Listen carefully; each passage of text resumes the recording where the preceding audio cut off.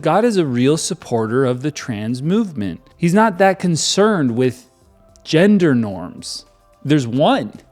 It's not a binary, it's a singletary. Except don't call men women. That I have a feeling that isn't as accepted here. But you can call women men as much as you want, because all women are man. Welcome back to Joel Reads Bible. Joel, I read Bible. I'm reading the Bible from front to back, the whole thing, word for word, the New International Version, because it's the most popular version and it is fairly easy to read if you ignore the content. No, I'm just joking. We've learned about Adam, Eve, Cain, Abel. They've gained the knowledge of good and evil. We are starting to understand who God is. He likes animal offerings more than plant offerings. Last time, people began to call on the Lord. We don't know what that means, but we're going to see what happened. The world is becoming more populated. We're not really sure how that happened. It doesn't go into detail, but what's important is there was a lot of men born, and those men were named. Genesis chapter 5. This is the written account of Adam's line. This might get boring. When God created man, he made him in the likeness of God. Self-referential. He created them, male and female. He blessed them, and when they were created, he called them man. This goes back to any complaint people have about these pronouns of you're a woman, you can't say I'm a man now. Pronouns don't matter. All men and women are called man. Whoever's writing this wants to be able to reference man and not worry about women, because he doesn't want to have to be like men and women, men and women. He's like, listen, God created men, he created women. We're just going to refer to them all as man, okay? When Adam had lived 130 years, he had a son in his own likeness. With who? Is Eve conceiving? We don't know how old Eve was, but chances are she was older than 45, He had a son in his own likeness, in his own image, and he named him Seth. It's like, you have your dad's nose. After Seth was born, Adam lived 800 years and had other sons and daughters. Okay, good. Altogether, Adam lived 130 years. That math checks out. And then he died. That checks out. We knew he was going to die. In an earlier chapter, God said that when you eat of the tree, you will surely die. It seemed like it was going to happen when he ate of the tree, but it turns out it happened, let's say, 900 years later. When Seth lived 105 years, he became the father of Enoch. And after he became the father of Enoch, Seth lived 807 years. And he had other sons and daughters. Altogether, Seth lived for 912 years. And then he died. When Enoch had lived 90 years, he became the father of Kenan, who was on SNL for 150 years, because like Kenan Thompson is on SNL for like way too long. Like he's been on that show for his whole life, I think since he was 5. And after he became the father of Kenan, Enoch lived 815 years and had other sons and daughters. Altogether, Enoch lived 905 years and then he died.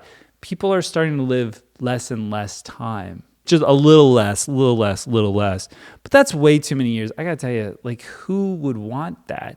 Also, why are their bodies not, like, deteriorating the way ours do? I mean, these people live in the Middle East, okay? It's hot, and it is hot then, too, because God only wants to come out in the cool of the day. God can't even handle it. And these people, they're not getting the sun damage? That's not aging them? When Kenan had lived 70 years, he became the father of Mahalalel.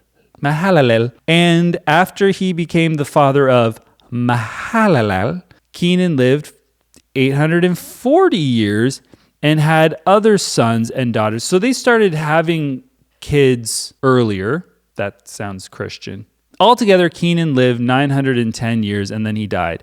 When Mahalalel had lived 65 years, he became, this is getting younger and younger, he became the father of Jared. And after he became the father of Jared, Mahalalel lived 830 years and had other sons and daughters. Altogether, Mahalalel lived 895 years, and then he died. I think the idea is that, yeah, they're getting younger, they're dying younger, they're having kids earlier, and that's going to normalize to where we are here. It just took a long time. I know that there's been times in history where mankind lived to like 30 or 40 or something like that. We died a lot earlier, and that was due to just sometimes germs.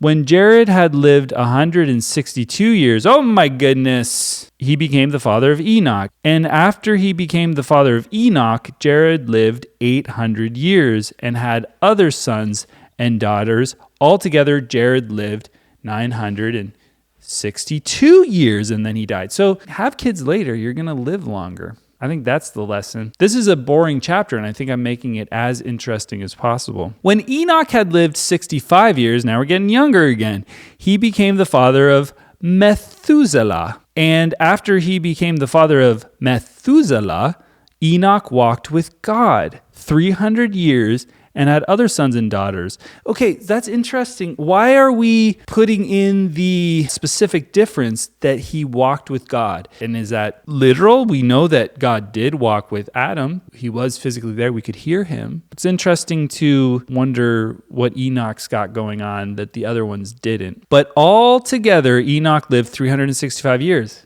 Died young. God was probably like, you're fun. I enjoy hanging out with you. You know what? Why don't you come to heaven early? Well, by the way, we don't know about heaven right now. We have not heard anything about heaven. It might not even exist. Enoch walked with God. Then he was no more because God took him away. I wonder if this is like, let's keep it interesting, folks. We keep on saying the same thing over and over again. In this case, this guy walked with God, and then he was suddenly no more because God took him away. That's interesting, but it is interesting.